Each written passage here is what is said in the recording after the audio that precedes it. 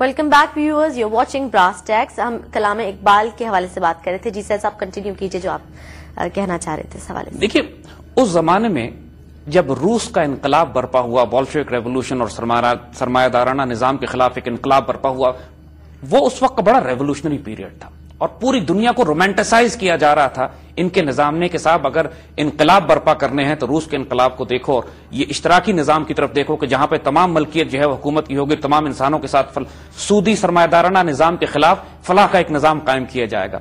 اقبال نے بڑی دلچسپی کے ساتھ اور بڑی امیوزمنٹ کے ساتھ اس سارے طوفان کو برپا جو کرایا جا رہا تھا اس کو دیکھ رہے تھے اور براہ راست روس کو مخاطب کر کے اور ان تمام افراد کو جو روس کے انقلاب سے متاثر ہو رہے تھے، بڑی خوبصورت انہوں نے باتیں کہیں. اور پھر اس کے بعد ہم آئیں گے اس پر کہ جس طرح پچھلے پروگرام میں ہم نے بات کی تھی کہ سیاسیات کے حوالے سے ابلیس کی مجلس شورا جو قائم ہوئی ہوئی تھی، اس میں جو ابلیس کے سیاسی مشیر نے ڈیموکریسی اور ڈکٹیٹرشپ کا کمپیرزن دیا تھا، اسی طرح ہم یہ دیکھیں گے کہ اسی ابلیس کی مجلس شورا میں انہوں نے کیپٹلسٹ اور کمیونسٹ اکنامک ماڈل کا، اشتراکی نظام معیشت کا کیا کمپیرزن کیا ہے اور ابلیس اپنے راز پھر اس میں کیا کھولتا ہے. آئیے اقبال سے بات کرتے ہیں. جی سر. قوموں کی روش سے مجھے ہوتا ہے یہ معلوم، بے سود نہیں روس کی یہ گرمی و گفتار. یعنی قوموں کے عروج و زوال کے جو اسباب ہیں، رائز اینڈ فال آف سیولائزیشنز ہیں، قومیں ترتیب دی جا رہی ہیں، نئے نظریات نئے ملک ترتیب ہو رہے ہیں. مجھے اس سے نظر آتا ہے کہ روس جو یہ کچھ کر رہا ہے یہ بیکار نہیں ہو رہا، کچھ کروایا جا رہا ہے، اس سے کوئی کھیل ہے اس کے پیچھے جو چھپا ہوا ہے.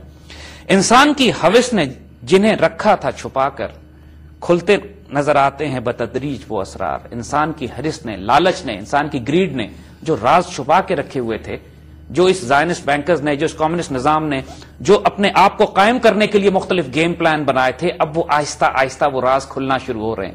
پہلے دنیا میں صرف ایک نظام نظر آیا کرتا تھا، بادشاہی کا تھا، اس کو جمہوریت کا روپ پہنایا.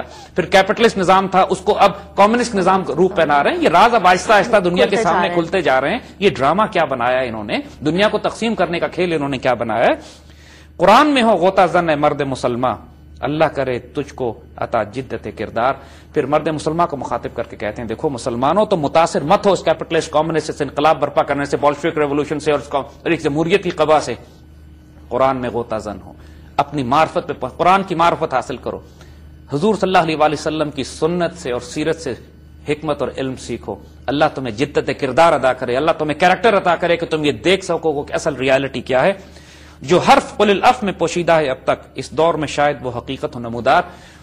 یہ جو اکنامک ماڈلز کی بات کرتے ہیں، کیپٹلزم کہتا ہے کہ ہم دولت کو سمیٹ کے رکھیں گے، اپنے پاس چند ہاتھوں میں محدود ہو جائے گا.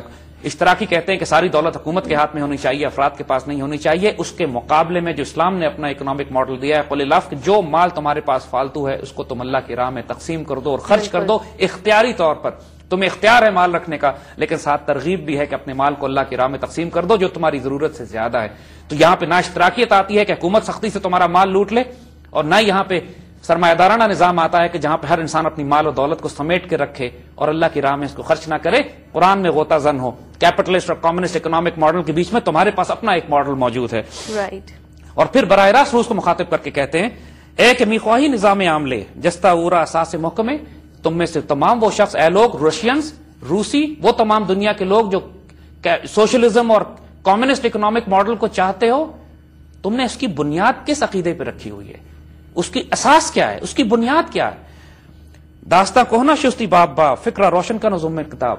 تم ایک پرانی داستان کو دوبارہ ایک ایک چیپٹر کر کے کھول رہے ہو، اسی پرانی داستان کو تم دوبارہ سے ریوائیو کرنے کی کوشش کر رہے ہو جو صدیوں سے انسان کو ایکسپلائٹ کرتی چلی آ رہی ہے. اگر تم حقیقت جاننا چاہتے ہو تو ام الکتاب کی طرف رجوع کرو، قرآن کی طرف رجوع کرو، یہ حقیقت دیکھو کہ وہاں کیا چھپی ہوئی ہے. انہوں نے روس پہ طنز کیا ہے، بولشوک ریولوشن اور کمیونسٹ آئیڈیالوجی کو اڑا کے رکھ دیا کہ تم وہی پرانی کتاب، تم سمجھ رہے ہو کہ تم ایک انقلاب برپا کر رہے ہو، حقیقت میں انسان کو ایکسپلائٹ کرنے والا یہ وہی نظام ہے. جس طرح مغرب کو انہوں نے جمہوریت کی قبا پہنا کر، جس کو یہ آزادی کی نیلم پری سمجھتے تھے، اقبال نے کہا کہ یہ ظلم و استبداد اور جبر کا ایک دیو ہے جو پاؤں مارتا چلا آ رہا ہے، اور تم احمق لوگ یہ سمجھ رہے ہو کہ جمہوریت تمہیں آزادی دلائے گی. پھر دنیا نے دیکھا اس کے بعد کہ کم از کم صرف دوسری جنگ عظیم کے بعد 10 کروڑ انسان آج تک اس جمہوریت نے تباہ و برباد و قتل و غارت کر کے دنیا کا بیڑا غرق کر دیا. پوری دنیا میں لاکھوں انسانوں کو قتل کیا، دنیا کو انسانوں کو غلام بنایا، سب جمہوریت کی قبا کے نیچے. اب اس کے بعد اقبال براہ راست مجلس شورا میں جاتے ہیں ابلیس کی، اور یہاں بڑی غیر معمولی گفتگو ہوتی ہے، موسٹ فیسنیٹنگ ڈاکومنٹ. یعنی اس کو آج ہم آپ کے سامنے بات کریں گے. ابلیس کی وہی مجلس شورا ہے، مشیر اقتصادیات. اب چونکہ بات پہلے مشیر سیاسیات کی بات تھی جس نے ڈیموکریسی اور ڈکٹیٹرشپ کا کمپیرزن کیا تھا، اب مشیر اقتصادیات کو بلایا گیا ہے ابلیس کی مجلس شورا میں کہ جو کمیونزم اور کیپٹلزم کے درمیان آپس میں کمپیرزن کرے گا.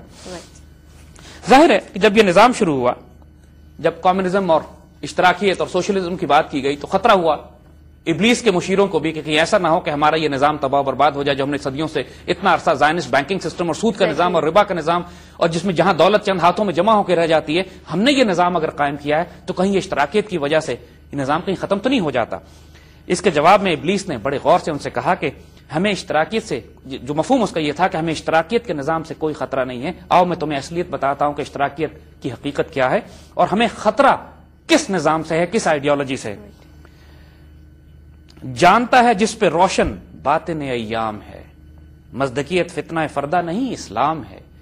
ابلیس یہاں پر اپنے مشیروں سے کہہ رہا ہے کہ جو دنیا کے عروج و زوال کو جانتا ہے، قوموں کی حقیقتوں کو جانتا ہے، جس کو پتا ہے کہ کس آئیڈیالوجی کے پیچھے کیا راز چھپا ہوا ہے، وہ اچھی طرح جانتا ہے کہ سوشلزم، کمیونزم یا جتنے ازم آ رہے ہیں یہ ہمارے اس نظام کے لیے خطرہ نہیں ہے. ہمیں آئیڈیالوجیکل تھریٹ اسلام سے ہوگا. آنے والے دور میں جو خطرہ تم کو پڑے گا وہ اسلام ہوگا. یاد رکھیے کانفیڈنٹلی یہ بات 1918 میں کی جا رہی ہے جب خلافت عثمانیہ ٹوٹ کے بکھر چکی ہے. گھپ اندھیرا ہے ملت اسلامیہ میں، کمیونزم اور روس کا انقلاب برپا ہو رہا ہے. پوری دنیا فیسنیٹ ہوئی ہوئی ہے کہ ایک انقلاب برپا ہوا ہے بولشوک ریولوشن کا. اور اس وقت اقبال کہہ رہے ہیں آنے والے دور میں ابلیس کی زبان سے کہ خطرہ اسلام ہے. اور یہ کتنی امید کی ایک کرن بھی ہے پوری ملت اسلامیہ کے لیے اس وقت بھی. ویورز ڈسکشن یہیں سے جاری رکھیں گے. زید صاحب کے فیسینیٹنگ نیوز آپ دیکھ رہے ہیں، سن رہے ہیں اور جان رہے ہیں، اور اسی حوالے سے اقبال کو پہچاننے کے ساتھ ساتھ سے جان بھی رہے ہیں. بریک سے واپس آ کے اپنی گفتگو کا سلسلہ یہیں سے جاری رکھیں گے.